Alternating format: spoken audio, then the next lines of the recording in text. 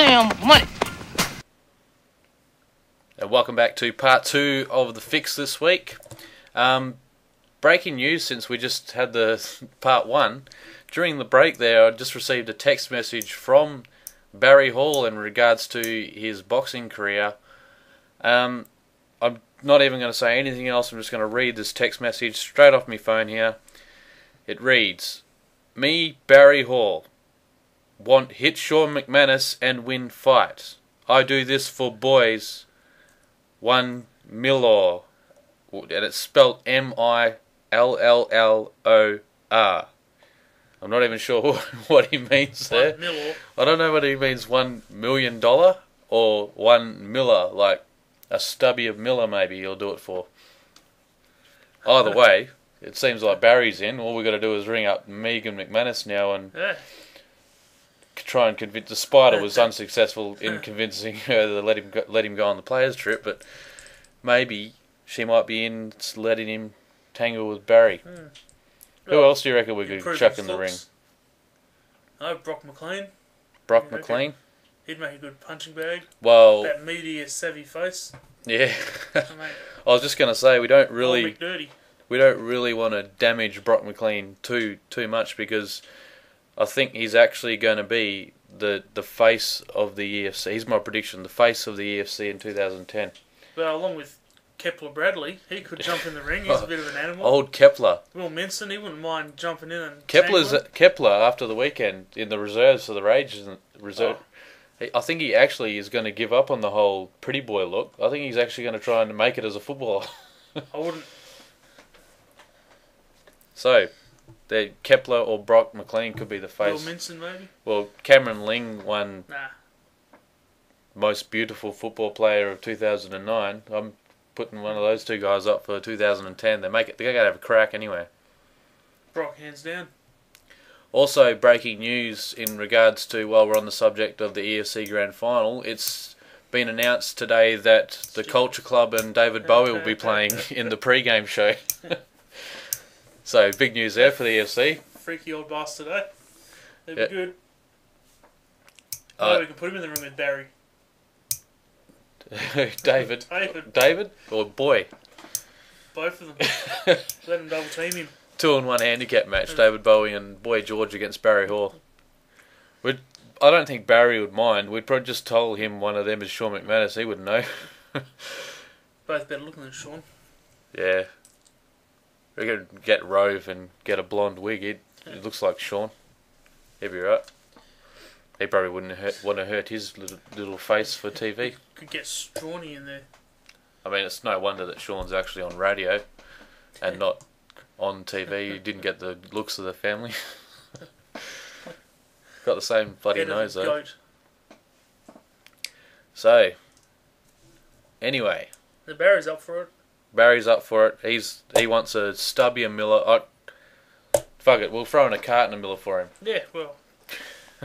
Hopefully he didn't mean $1 million, because we're gonna put him to this. We're gonna have him at halftime with the EFC Grand Final. Might be able to get him on the show next week. He might be able to. I mightn't be here, so maybe Barry Hall could make an appearance. There we go. Hey, you reckon he'd be good on radio? Well, better than on TV. True.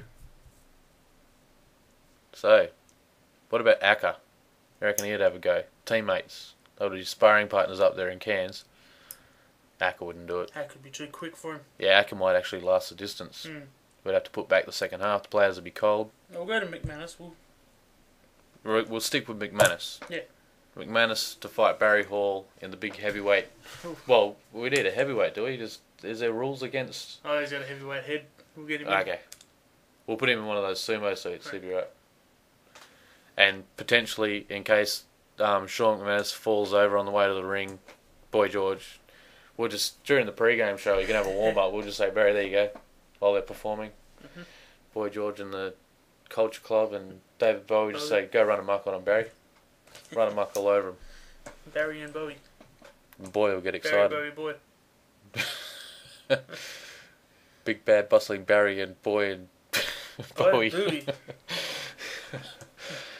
Alrighty, so we'll have another break now and we'll be back to finish up here on The Fix. And welcome back to part 3, and we'll wrap it up here on the fix for this week. News also this week that we want to mention is that State of Origin Evo football style will be coming to us after the grand final has finished. They're looking at probably a month after the grand final, just to get it in before the pre-season. So in a carnival format, it hasn't been disclosed what sort of format they're going to use. But early on, without knowing any of the teams, who do you reckon would probably? It's been announced all 8 states could be taking place, or there'll be 6 with either Queensland and Northern Territory being chucked together. Do it like the Stingrays, Fusion and Stampede all combined? No, actual State of Origin, so all the players will play for the states that they actually come from. Do you think Victoria would win, wouldn't you? Yeah, you think it's Evo with the smaller teams. It's going to be interesting to see how the Victorians actually chuck the better players into a team of 8. So Jordan Ablett will be in the Vicks. Yeah, they'll still be leading the Jonathan way. Brown. They're going to have a stacked team, Victoria. It's going to be hard for whoever coaches that side to chuck them in. Probably the 2 territories, Canberra and the Northern Territory, might Victoria struggle. could be Stingrays and Fusion anyway, with Ablett, Selwood, Judd, Goddard, Fisher, Sewell.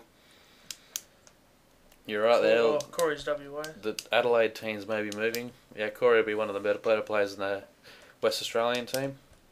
Alright, it'd be good to see if Northern Territory and Canberra or ACT can field their own teams. So it'd be good to have 8 in there. But otherwise, it's talk that New South Wales will be chucked in with the ACT, and Northern Territory could be aligned with Queensland, and the other 4 states, South Australia, West Australia, Tasmania and Victoria, will have their own teams. Obviously, they'll be pretty strong.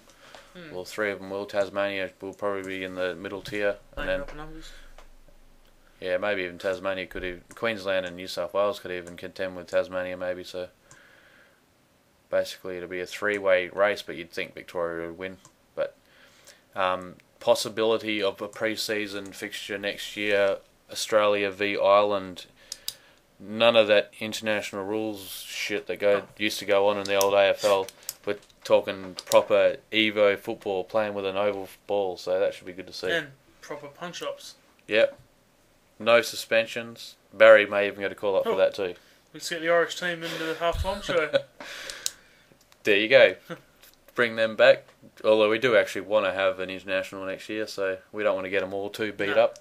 Ty Kennelly could be even back for that one. That'll be good to see. Leading the Irish.